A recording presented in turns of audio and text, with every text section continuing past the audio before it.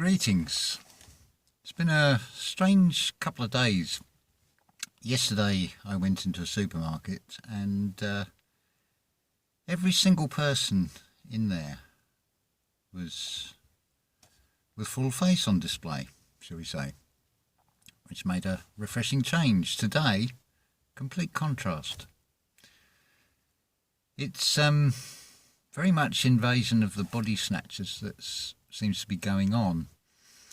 I went to see a friend yesterday and one of their friends turned up and it was bizarre to just observe.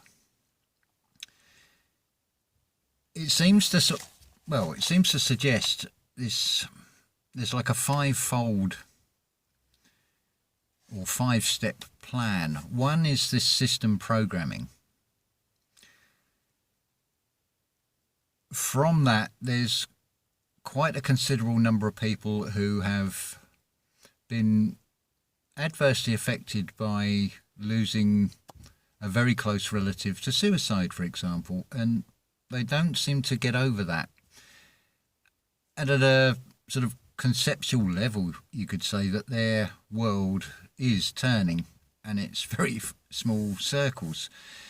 Within this 3-hour period, the conversation just kept circling back to this trauma event that was years ago. And of course, they've gone the whole way with this. They've gone the swab and the 2 bites of the cherry, shall we say. And it comes to the point of this person then wants to use the bathroom. So they come out and say, "Oh, wow, when did you have your bathroom done?" And then half an hour later, it's like the whole conversation was forgotten. And it's on a repeat. It's like a needle in a record that's got stuck. It's really bizarre to watch.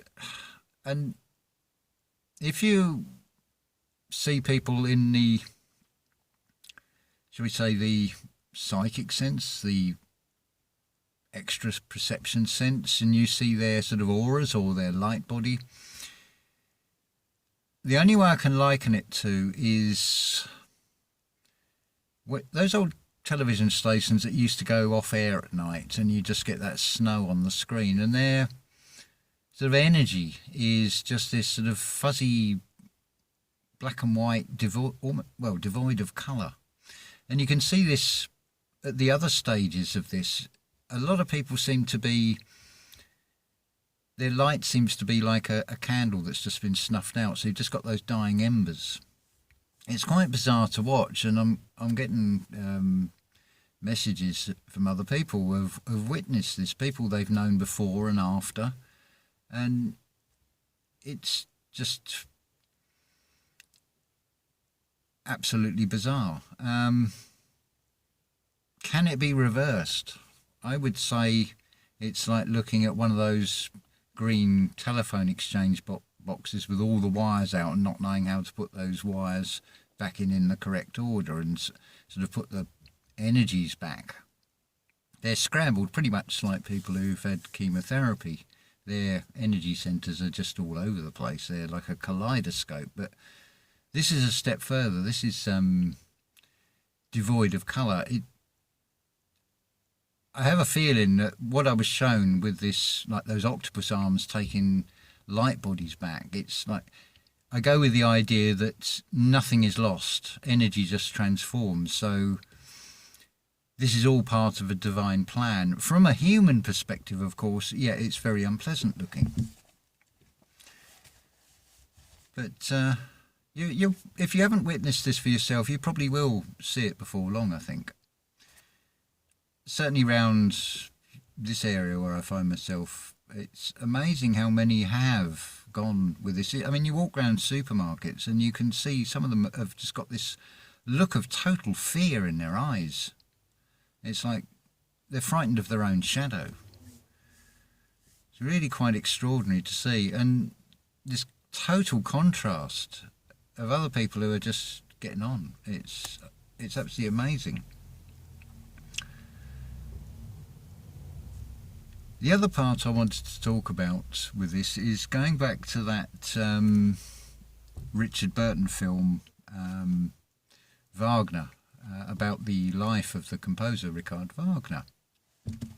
There's some very interesting things in there.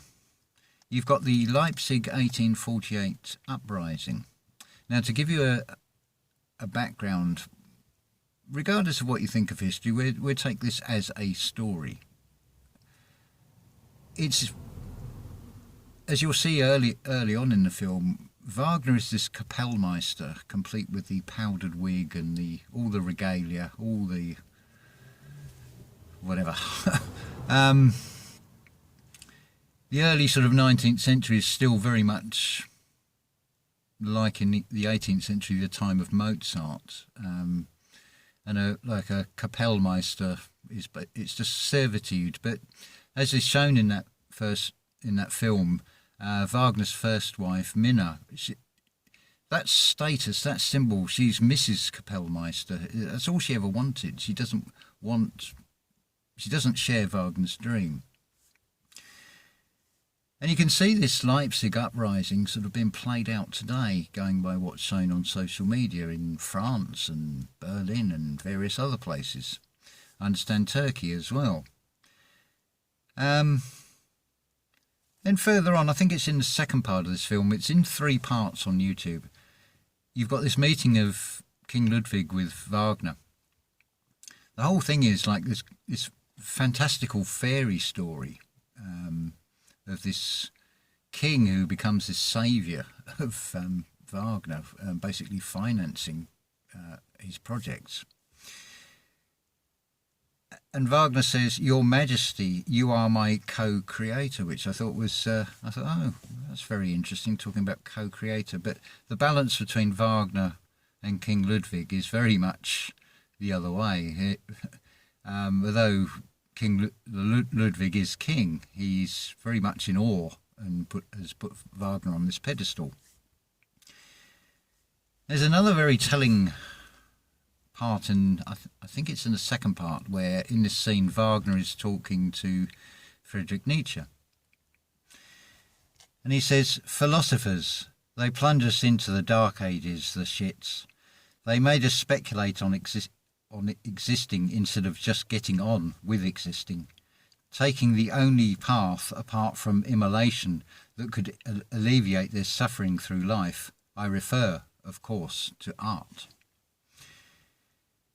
He then goes on to say, "It is we who have the sore heads, 2,000 years of sore heads, brought about by philosophers, and I include among them the hedge priests and the god chanters and the brisket beaters, who have taught us to despise ourselves, made self-disgust the highest virtue given to man, kicked our pride in the arse and left us nothing. They came between our pure primitive artistic yearning and our hearts, produced half men. We shall make man whole again through art." I thought that's a very telling passage. And if you think about it, when the context Wagner's talking about philosophers, he's talking about all these misleading scripts, religious teachings, the literal teaching of things, politicians and whatever. They plunge us into the dark ages. So we're always, it's like he says, they made us speculate on existing. So it's that sort of, instead of just appreciating the mystery of how things come into this reality, it's analysing, going into the atom, digging deeper and deeper and never actually finding the answer. Taking the only path apart from immolation. Now, immolation is a sort of cleansing by fire that could alleviate their suffering through life. And then he says, I refer, of course, to art. Now, art obviously is imagination and creativity. Then he goes on to say it is we who have the sore heads, 2,000 years of sore heads. So he is referring to the Abrahamistic religions. And then hedge priest is basically politicians, god chanters is the religious priests, and brisket bakers Just have a look where the origins of that is, and you'll find the word Ashkenazi. So I think we know what he's referring to there. He taught us to despise ourselves. So it's in that low conscious level, keeping man from finding its true potential, basically. And like he says, they came between our pure, primitive, artistic yearning and our hearts and produced half-men. It's almost like a reference back to that Garden of Eden event where man sort of follows his own route, and which is all part of the process. It's interesting as well, in that Leipzig 1848 uprising, I think it's a fairly accurate portrayal of Wagner as a man and his vision. And I think it's a perfect example also of, if we put it in biblical terms, the devil tempting Jesus and saying, all this can be yours. And Wagner very much used imagination creates reality in a very material, egotistical sense. But there is still the pearls to be found in this, not least in the ring cycle, where he's fused all the German mythology, and the basic storyline is theft of gold as a symbol of nature and beauty that can be appreciated by all, and corrupted and turned into this power, and then eventually being returned to nature. But as part of that, it is the downfall of the gods, the old Norse gods in that story. And that also connects into this in other ways. But if you still don't know where you are, let's put this into a context to show you some examples of where you are. This realm that is exterior to you is described as a matrix, and it's described as upside down world. So if I was to say the word hospital, generally it is associated with sick people and dying people and people with diseases. So it makes perfect sense that you're going to put a pregnant woman in a hospital to give birth to a new life. Unless, of course, you are from that perspective that sees humanity as a disease, of course. It's also very much a loop. I think it's evident in seeing this Leipzig 1848 uprising and the repercussions of the French Revolution in the story we call history sort of being played out many ways today, across Europe in particular. No doubt there's shenanigans and symbolism and things being shown with the Tokyo Olympic Games as well. But the way I see this, you have a spiritual truth that is then being played out in this physical realm in a very twisted way. So if we take the biblical passage about let thine eye be singular, if you think of Norse mythology, you've got Odin, Wotan, Zeus. He gained his knowledge by losing an eye. Now, if you look at the Ralph Ellis lectures and his writings on the King Jesus trilogy, this King Esus of Parthia, where he's looked at history, and I think it's a fair assessment where historical events have been manipulated around a spiritual truth. And this King Esus that he has found, and there's even coins minted, it's the origin of your playing card king, with this sort of blonde hair that sort of curls around. It's about this sort of length on playing cards, and these coins have got the same depiction. And this King Esus is actually crucified. And he has a dislocated shoulder and he loses an eye. So again, that's being played out. Another thing I see played out as well, moving forward to World War II, Rudolph Hess. Now, if you change the word father and son to Führer and Weissführer, there is only one Weissführer. There's many other ranks below that, but you've got the leader and then the vice leader, the Weissführer, who was Rudolph Hess, who the story goes, he comes over to sort of Scotland to try and negotiate peace with Britain. So in some ways he's like a saviour and a false messiah. And it sort of mirrors this whole story that, and this whole theory that Ralph Ellis has put together about this King Esus having to give up the oracle and give up his claim to the Roman Empire, and was exiled, basically under house arrest in Chester. And it's almost mirrored again in more recent history with Rudolph Hess.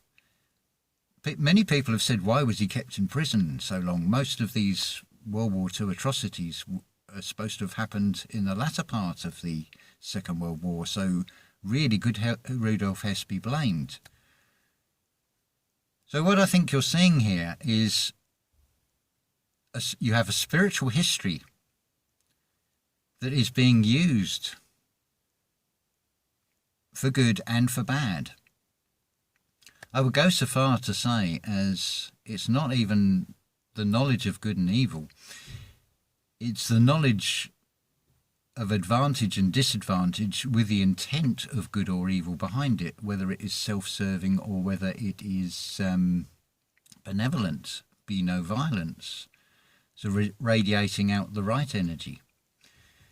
So it's certainly very interesting times that we're living in this reality, and to me this is what I'm seeing. It's just an endless loop that keeps going back on itself, and this spiritual script is being played out over and over again in new sets, new scenarios, new stage settings, as it were, new theatres of war, and so on.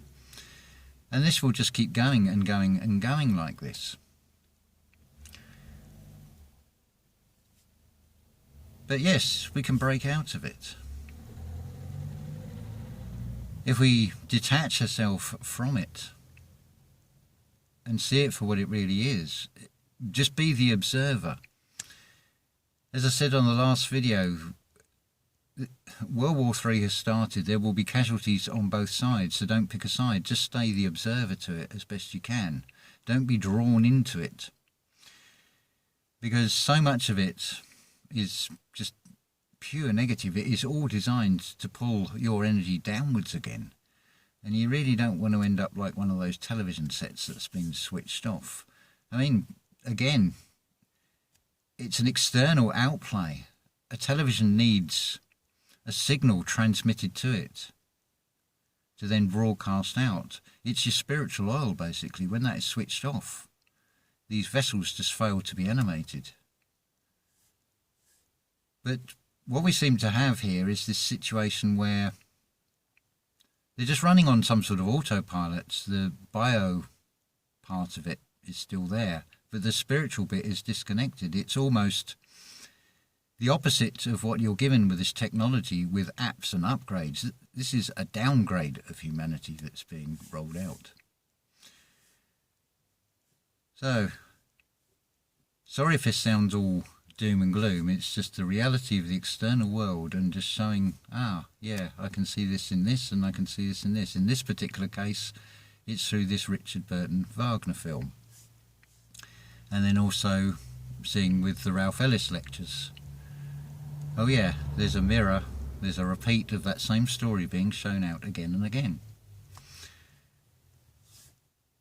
But it is, within that spiritual history, it's all about doing for you, finding that within yourself. There's nobody out there that is going to do it for you. Yes, we can all help each other, but at the end of the day, it's down to every individual to do this.